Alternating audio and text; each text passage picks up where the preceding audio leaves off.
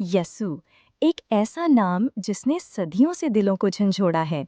लेकिन क्या आप जानते हैं, उनकी पैदाइश आम इंसानों की तरह नहीं हुई।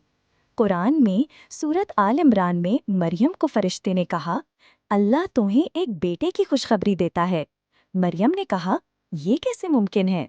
फरिश्ते ने कहा, अल्लाह जो चाहे पैदा करता है, कहता है हो जा और वो हो जाता है।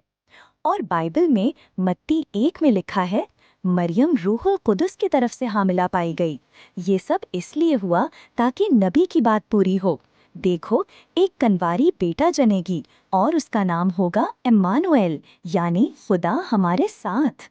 दोस्तों, यसु की पैदाइश में खुदा ने बाप का हिस्सा शामिल ना किया, ताकि सब पहचान ले कि ये बच्चा आम नहीं बल्कि खुदा की तरफ से एक जिंदा निशानी है।